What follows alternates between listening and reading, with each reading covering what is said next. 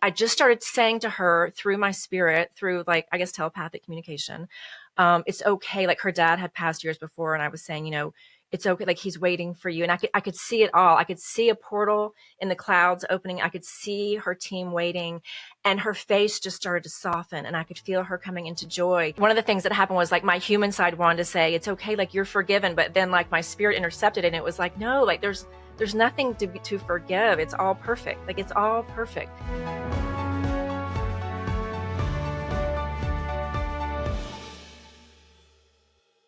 Hi, I'm Dr. Amy Robbins, and welcome to Life, Death, and the Space Between. Have you ever wondered why or how some people come into their spiritual awakening? Today, I have Dr. Karin Luis on. She is an award-winning author, speaker, master life coach, soul guide, and course creator with a PhD in counseling and education. And today, we're going to talk about how she opened up to spirituality, the impact of loved ones and people that she knows and their deaths, and how that helped her in both her work and her life. Welcome, Dr. Karin.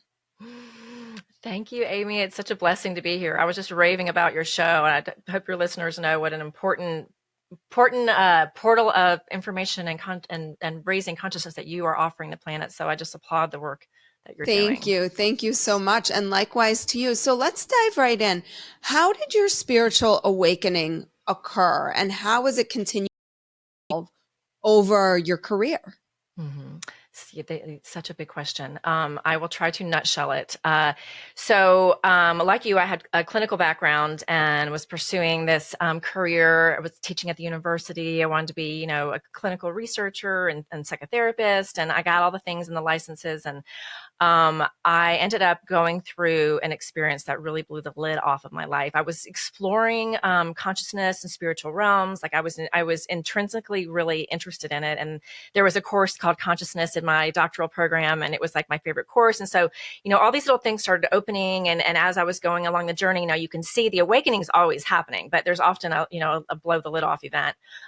So the curiosity was there. And then I had someone very close to me take her life. And in the middle of all of this, I was not in a good marriage, and I was considering divorce, and I had 3 little babies, and I was just struggling so much with, and I'd already been divorced once, by the way. So I was feeling the weight of the world just personally in my life. And here I was trying to be this like person on the outside for my clients and for the social media and at the country club.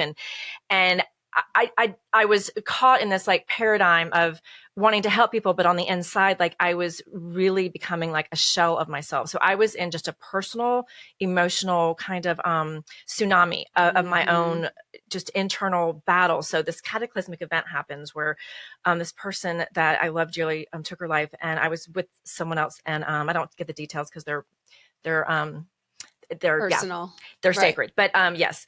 So if we found her, and if anyone's ever been through anything like that, it's a life-changing, very traumatizing experience. So I'm getting chilled bumps all over because she's around. So that experience was obviously one of the most traumatic of all time. And so I had to deal with that. Well, in that, time starts going by, and I start having all of these like physical ailments.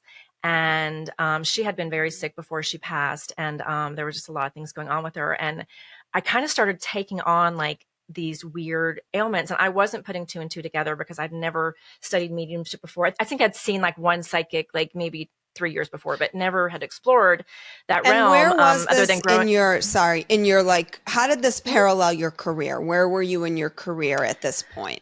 This was, so I was about to publish my book, The Fatherless Daughter Project. And I had just finished my doctorate. The book was going to be coming out within a few months, and it was going to, it was in the final edits, and I was seeing clients, but I was at home with my kids, because my kids at that time were like 4 and 6 and 6. I have twins and then one. Okay. So this was like 9 years ago ish. Yes, it was 2014. And so I don't realize what's happening, but like all this dark energy is around me and I'm like hearing voices and I don't know what's going on with me. And, my background being a psychotherapist, I'm like running after my psychologist and my counselor and I'm trying to get back because I'd been through depression before in my first divorce. So I'm like, maybe I need to be on medication. Like, and, I started having a lot of negative coping methods that I used to use when I wasn't doing very well. And that all kind of started coming up. So anyway, I was kind of falling apart. My hair was falling out in chunks. There was just a lot physically going on with me. So this is about 6 weeks of an experience. And somewhere in there, someone gives me a book that was written by a medium, Jamie Butler. It's in Atlanta, who's phenomenal. And I just innately start reading this and I'm like, something starts making sense to me. And I'm wanting to know about the crossing over, like what, that's when people usually start, getting interested. Somebody close to them dies or they have an NDE. And so you want to understand. So then I'm like, what happened here? And, suicide is an atom bomb for a family. And so mind you, it's, this atom bomb is also going off in my life, but, there's a friend of mine that I respected deeply. She also held a PhD, but she had done all this shamanic training and she considered herself a shaman. And so I call her and we go and have lunch in Buckhead and I show up, I've lost like 20 pounds. I've looked horrible. I look like I'm a patient, like I'm on some kind of severe treatment. And as I'm telling her the story, she's like looking at over my right shoulder and she's like, well, do you know what's happening? Don't you? And I said, no. She goes, well, she's attached to you. And I was like, what? Like, what are you even talking about? So it turns out that this loved one, part of our soul contract was that she needed someone to experience basically like this hell on earth that she was experiencing that led to her transition, and that she and I agreed on a soul level that I would hold this space for her in her transition. And because of her religious background, we kind of recreate our death experience based on our religious beliefs. And so she didn't believe that she was allowed to go on. So you can choose when you are crossing over, you can choose. There are souls that they don't feel worthy or for whatever's going on, like they can stay. There are like lost souls. I don't understand all of it, but, so it turns out that what was happening, I've got so many children. She's right here. I can feel her all up and down the left side of me right now. It's like, it's beautiful. So that's the beautiful part of it is she and I like have so much love between us because my gifts started popping open. So all of a sudden it's like, Amy, I just had this like awareness and this knowing just started flooding into me. Like I already knew it, but I didn't know how I was knowing it. And everything that my friend was telling me, like it felt the truest of anything I'd ever felt. Again, raised by a pastor, raised in Church of God, clinical trained, psychotherapist. Like I had all the tools, I had all the Bibles and all the things, and none of that fit what was happening to me. So you were so your physical ailments were the physical ailments that she had experienced. It sounds like not as extreme, but certainly some of that. Right. And you started experiencing that after her death. But you couldn't identify it at the time that this was her energy. It was only once you met with this medium. Did you meet with the medium or you got the book and then you met with the medium? And the medium. Well, these are two different people. Yeah. So the medium, I was reading her book, who I did meet with eventually. But yes, I met with a shaman who could also see spirit. Okay. So the shaman friend who was also clinically trained. So we have a lot of clinically trained people here. And she says she's attached to you. And you're like, okay, well, what do you do with that now? Yeah, I'm like, what the bleep? Yeah. Where is this in Genesis, Exodus, Leviticus, and Numbers? So, the beautiful part is it's like she started saying it is part of my soul contract with her that I will help her to cross. But she needed someone to experience, and that was part of our kind of like sisterhood that so I realized like all of a sudden the knowing just started coming. Oh my gosh, like that's what's wrong with me. I am manifesting her ailments like that. And it was a lot of like GI issues. It was a lot. It was so substantial. And then I had this awareness and she said, you'll know what to do. She needs you to help her cross over because she doesn't feel worthy, because the Baptist church she was raised in, and we were getting, the family was getting a lot of pushback saying, she didn't go to heaven. And it was all that was going on. So I left that restaurant where we had the meeting here in Atlanta. I pulled over into a parking lot and I had a sunroof. And not that she needed the sunroof, but I like opened the sunroof, and it was early fall, and I just got this flood of knowing. And my friend that was sitting with me, she's like, you also are a shaman. You are about to open up. And she's like, this is your entryway. This is your portal. And I just started having this conversation with her in my mind's eye. I wasn't audibly hearing her. Well, now I know. At the time, no training. Okay, none. I could feel this expansion. It's like I took up the entire inside of my SUV. My ears were popping. That's one of the first signs of paranormal activity or spirit activity, because their vibration's so high. It's like being up in an airplane. The frequency of the air changes around you, so your ears might pop. So it felt like popcorn's going off in my head. And I could see her face in my mind. It was like that painting The Scream. Like there was so much torture. Oh, I could feel, and as doing the work that I do, like, that empathic side right, that we're all right. trying not to do, but I could feel all of it.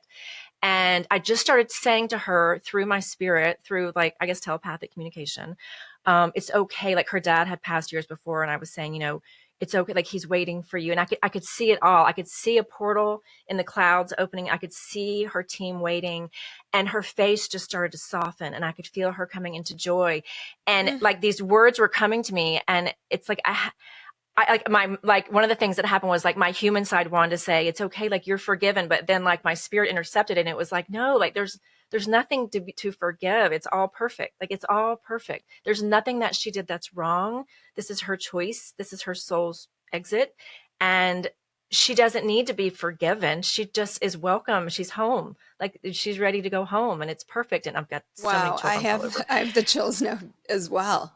It's So amazing. that was So I how. saw her leave. So then I felt this lightness, and I saw her expand into this joy and this love. And so then, as a medium and during that communication, you get to feel it, I get to feel. So then there was this flood of love and joy and acceptance. And I saw her go, and this lightness just happened. And I was, I called my friend immediately, and I'm like, holy shit. I'm like, oh my God. And she's laughing, and I'm like, what's the deal with the ear popping? Like what? I feel like I'm out of my body. And she was going into meetings. She's like, look it up. She's like, we'll talk So later. you So didn't. then I start, You just are in your car and the occurrence happens. It's not like. um, So how long between when your friend noticed that your embodied friend noticed that your disembodied friend, what was the time frame between that and when the friend who was disembodied transcended? oh, it was within an hour. I Oh, left the okay, lunch. okay, I okay, was meeting with my friend. Yeah, I okay. literally, when I left, I'm like, I can't carry this anymore. Gotcha. Yeah. And I'm like, I have to get this off of my body. But, and so, yeah, it was immediate. And then it started. And then I went and saw the woman, Jamie Butler, who wrote the book. And then, the floodgates opened, and I discovered all these gifts, and I started having communication, and the mediumship opened, and it was just a So tidal does wave. she is your friend who died, is she still, do you still experience her Mhm. other I do, than like I just just now? was. Right. But like how common is that for you? Anytime you think about a loved one, anytime you draw them into your awareness, they're right there. And so as much as I want, I have, at the time I was so hungry for what this newness was, that it was very often I would go into meditation and have telepathic communication with her. And I would go and see this medium, Jamie Butler. She has clear audience, and Claire, she can see. And so she would translate a lot of the information that I wasn't able to get, because my abilities aren't near what Jamie's are. But so my loved one would come in the room along with everybody else. And so I started really exploring that. And then, I got all the answers to all the questions that I had. But very extraordinary. And how very unexpected. And what did your physical symptoms look like after that? Like how quickly did they remit once your friend crossed over? Well, I emotionally, which was the hardest part, the emotional part of it, I started finding very immediate peace, because I started understanding that the density of the trauma started lifting. Now, as far as the physical symptoms, it took a little while, because what I realized then, so there was a certain way that my body basically was evacuating. such a weird thing to even bring up here, but it's somebody may be going through it. There was a certain way that I was letting go of the toxins that I had taken in my body, and beyond just her toxins, or yes, yeah. So some of that continued for a while, and if anyone's going through that, like that's a symptom. Our bodies very often we'll just find ways to release, and so I mean, I still had some of those symptoms, but the lightness that I felt then, and then the darkness went away. So I had to learn to protect myself. So whenever you start to wake up, you know, and I've heard you talk about this in a number of interviews, you know, you're like there's like a big spotlight on you, right? So any being that wants to communicate, including these lost souls, they're like, you know, so I would lay in bed and I would hear, I would hear voices and like, so, you know, there was just so much extraordinary stuff that happened, but I learned very quickly how to protect myself. So once I learned that, those other crazy things and that darkness, and I was able to then detach that from me. And so the darkness, which was the hardest part, that lifted pretty quickly. So how did this start to inform your work, or what does your work look like incorporating these pieces into it? I think this is for those of us who are working in the clinical space, who are opening to these experiences, which I know there are so many people that are, because they reach out to me kind of privately, like, hey, right, I'm in the field. I'm a doctor. I'm a physical therapist. I'm a psychologist, but I don't want anybody to know. What is that? I think it's important for us to talk about what that work specifically looks like for us in our day-to-day work. Yes. I mean,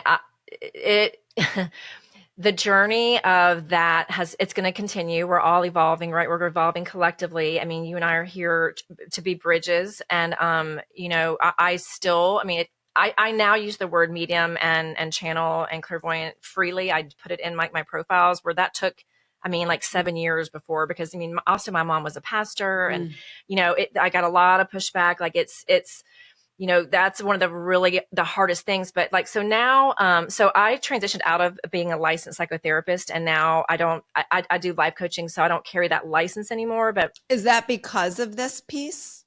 I just didn't really need it with the work that I do now. And so no one's ever asked me for it. It doesn't. It's really a matter of the time. Like I spend so much time in deep study, spiritual study, that like I literally ran. It's like I had to just like let one thing go. So I'm like, okay, it's just a matter of time. And so it's so the way it informs sessions is, so I'm really open about it. When I was doing like psychotherapy, it was like the ethical thing. And it's like, now I kind of write my own rules. And so if somebody wants to have that during a session, I'll do intuitive readings.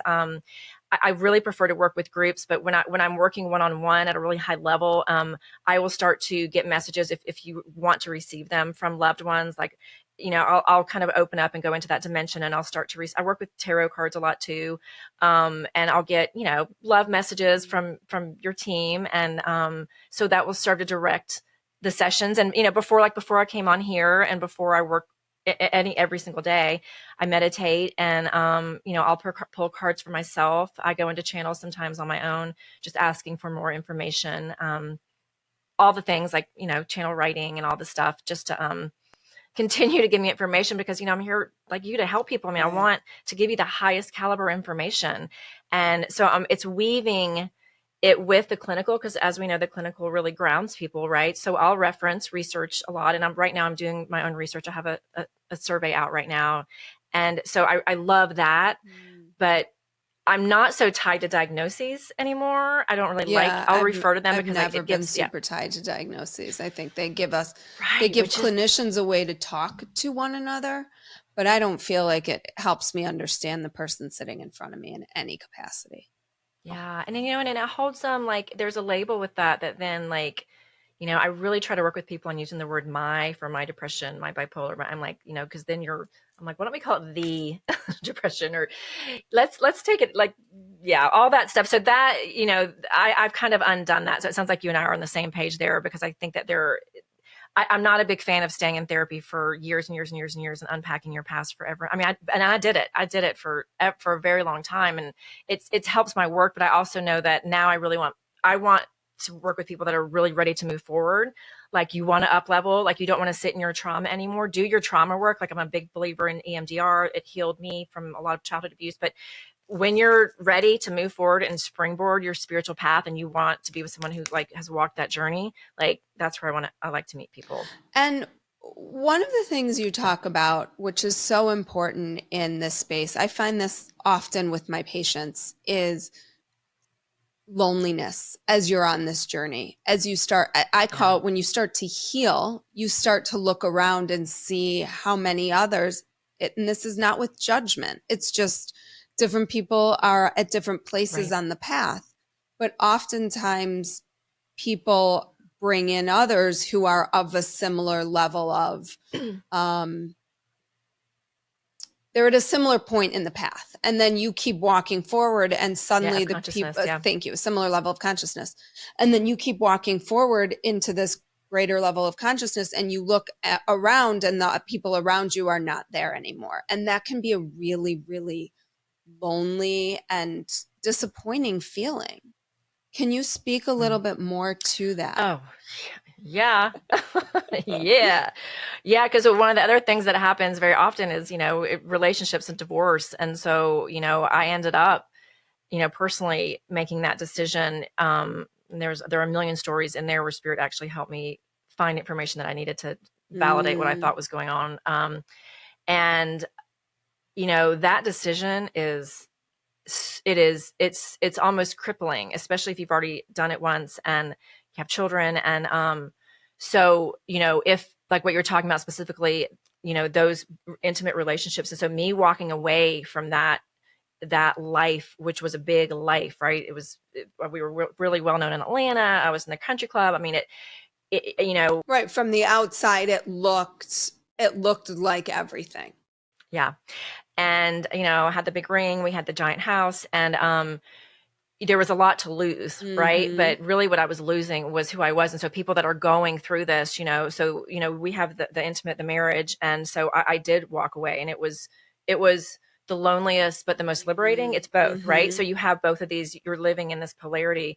And but what happened, and I already kind of knew it when I went through the other divorce, was a lot of times you lose, like, you have that whole wave of like married friends that kind of don't want to hang around you anymore, because it's almost like they think it's like what's the word, like they're gonna, that it's contagious. so Yeah. Thank you, contagious. We'll fill in each other's sentences today. So there's that, but then also, people started seeing, because I'm on, I'm out on social media, and so I stopped getting the invitations I was getting. The balance of that is like what you just said later on. Like, I'm the one that when someone has an experience, or they're about to go through a divorce, or they're waking up and they're wondering what the hell's going on the planet, and they want to talk to somebody, like, I'm the person that they're calling, right? Like, I've gotten a lot of those secret phone calls. But the loneliness, and that's why it's really important to like find groups, to find online platforms, to surround yourself purposefully, because I found for myself, and I've seen a lot of people do this, it's kind of like you'll go down a rabbit hole, and very often you'll find someone that you really align with. There's like, maybe there's a medium, and you kind of get addicted to them. Like, I've seen this happen over and over again. Well, it's sort of like so, the guru theory, right? Yeah. Like, people find these gurus. Oh. Yeah. And then, the temptation is, yeah. And then you get addicted, and you kind of unplug, and it's almost like it's kind of part of the rite of passage of it, but it's like, so it's important to talk about it. It's like, just know, and this was important for me when I finally got to this point, I was up in the ethers for like a year and a half. Like, all I wanted to do was talk to dead people. All I wanted to do, because I felt so misunderstood here. And, there was all of that turmoil, and, I'd been through all this other stuff with a son, and and there is this, like, once you connect in that way and you feel that sort of expansiveness that you talked about, and that, like, not being in a physical body, it is very seductive in that way. That's a good word. It feels so good. But then after, so probably about a year and a half in, 2 years in, like, I finally had this awareness, because somebody said it to me in the right way. That was like, you're still here to be human.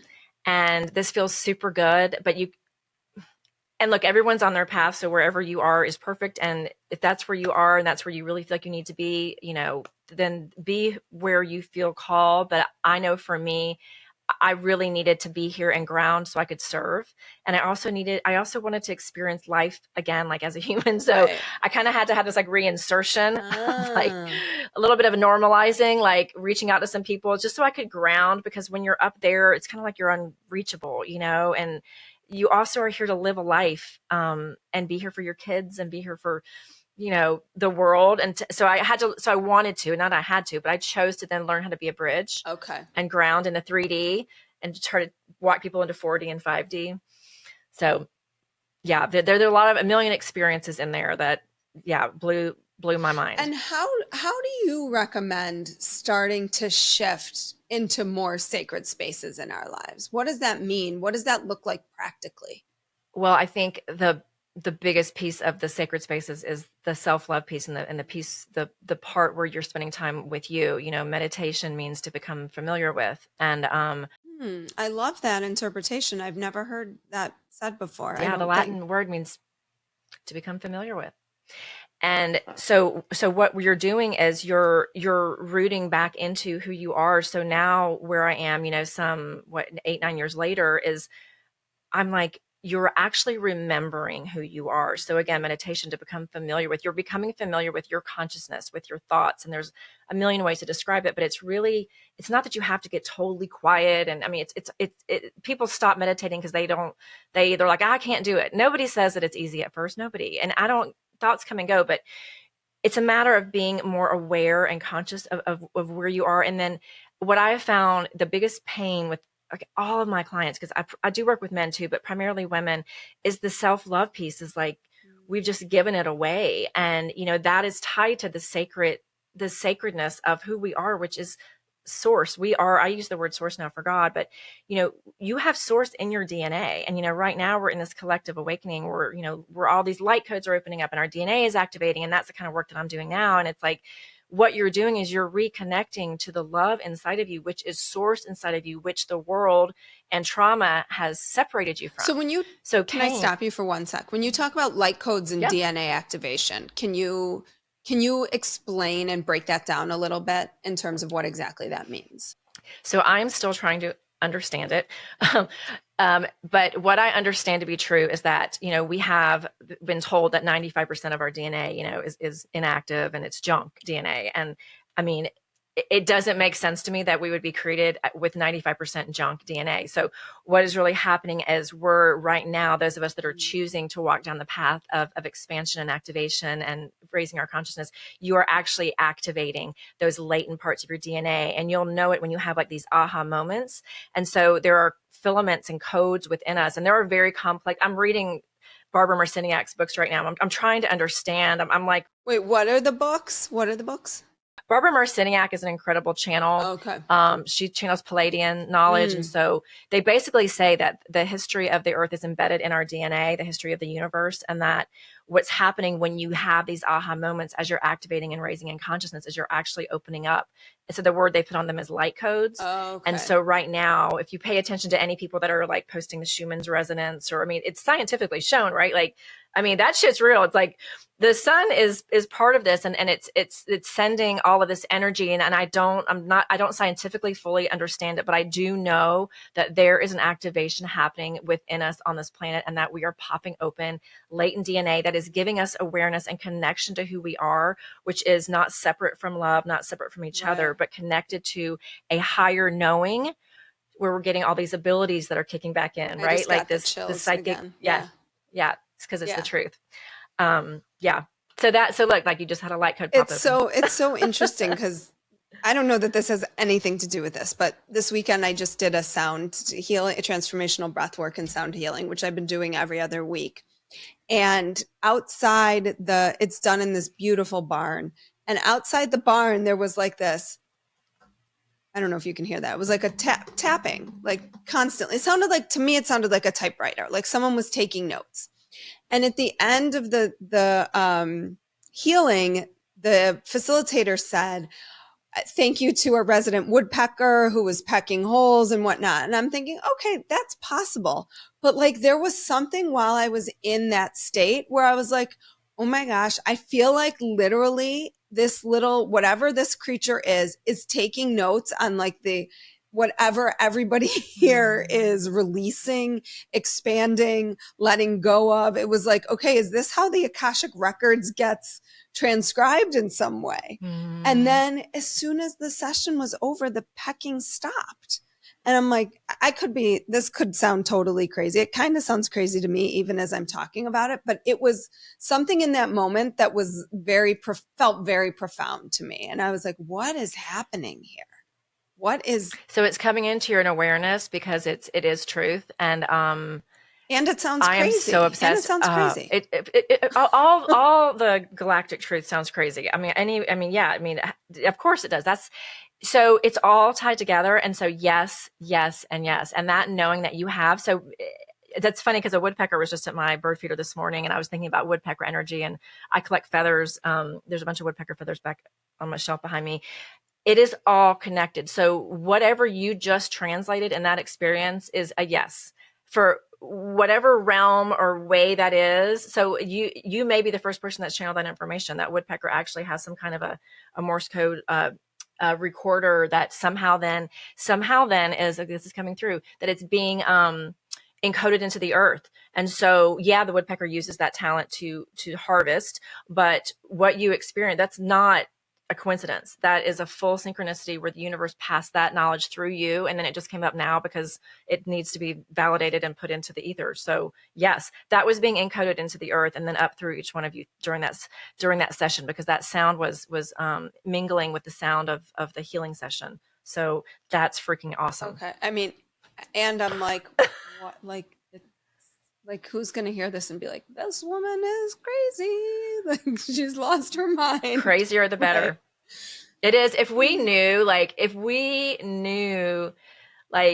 the amount of all of that, it's all, there's an orchestra around us. Like, so the other day, so I was outside, it's in the exact same line of thought, cicadas.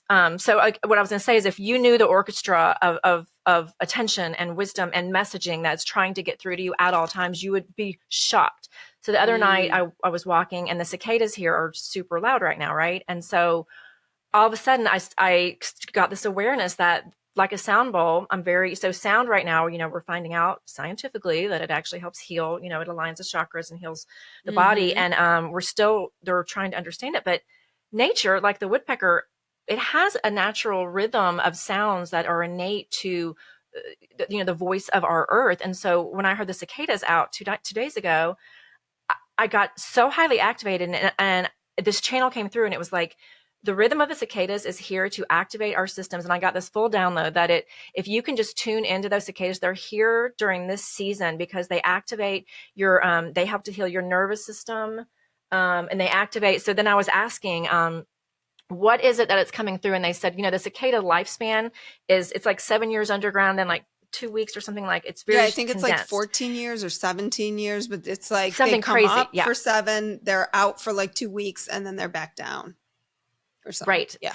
And they seems like a lot of work for light.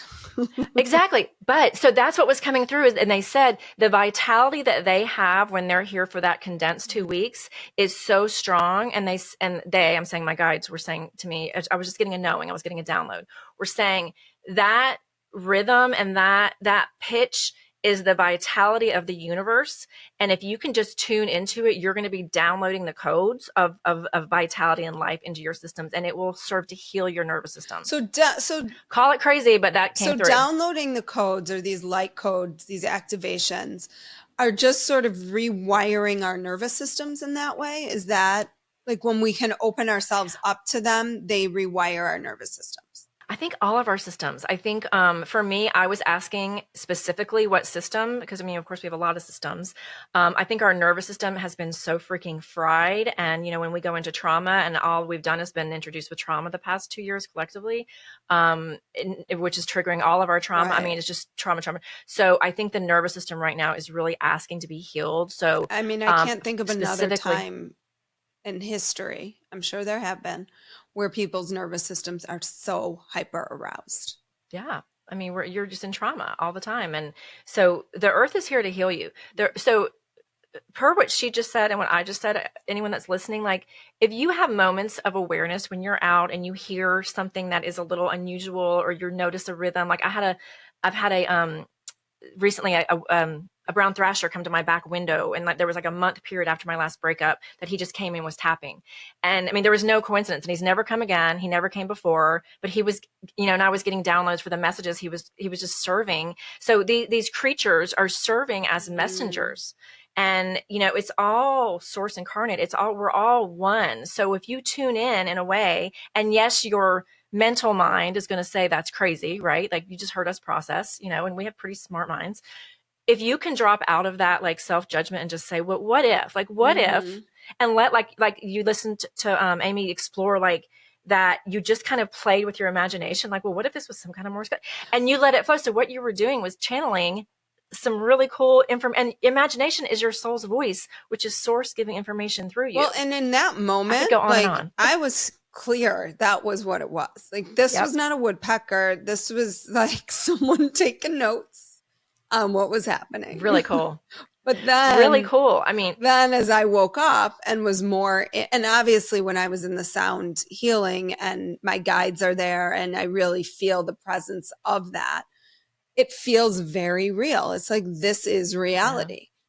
And we could get into a whole other conversation about the nature of reality probably. But then as soon as, you come back into your body, and this is what you were talking about, it feels so good to be expansive, to be in that place of just like creativity and imagination and wonder and awe of like what's happening. Then you come back into your body and it's like, oh, it was a woodpecker and I'm just making stuff up.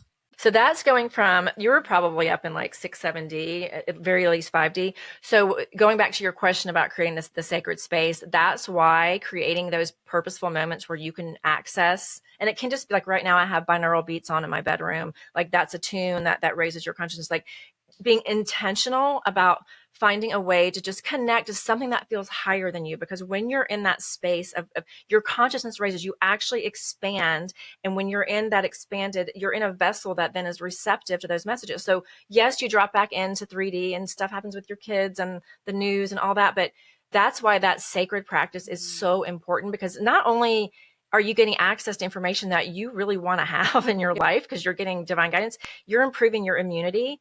When you go into states of like when you're we all channel at different times, but when you go into those states where you're connected and channeling, you actually stop aging. Like your body is held in such a space of high consciousness that those dense energies of the earth, they can't live there. So when you're in that space, you can't feel jealous, you can't feel competitive, you can't feel shame or regret or blame. None of that can live there. Like you think about like none of those thoughts cross your mind when you're in that space, because they can't exist in that density. So when we get pulled back in, those energies, they're the lower consciousness energies can come in. That's why it's so important to create those sacred spaces on a daily basis. I have a walk in the woods every day, and I have meditation in my room every day. Like it is a non-negotiable. Some days I hit bliss. Some days I can't get Some days it's the stress out of my head. List. Yep. Yeah. And it's okay. I know. It's okay. It always will bring you up, even if you're just taking deep breaths and just listening to a sound bowl. You can turn it on YouTube. Like there's so much available to you. Even if it's just a few minutes of deep breathing, you are making a difference. You're boosting your immunity, you're calming your nervous system, and you're resetting yourself for the day. It's really imperative for your path. Well, Karin, if people want to find out more about you, about your work, can you let us know where? I mean, we could talk for hours. I might come visit you in Atlanta. Come visit. Don't come until this heat wave is over. I think it's going to be in like 100. I know it's supposed to be. I'm sure you guys are getting. It's supposed to be 100, and like it's at 110. Yeah. Oh, yeah. I forgot. One of the hottest times I've ever been was when I was in Chicago.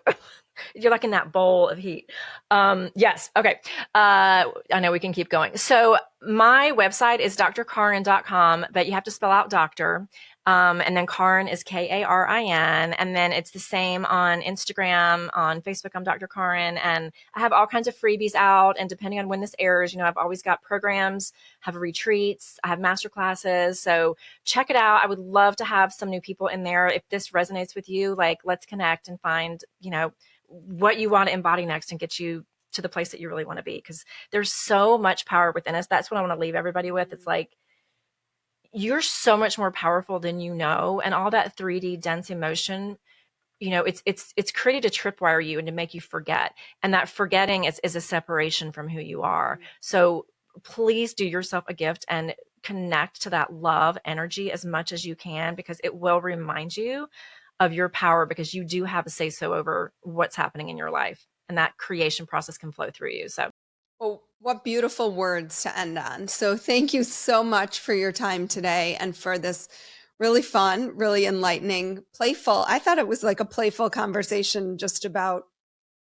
this miraculous world. So thank you, Dr. Karin, so much. thank you for having me on. It was a blessing.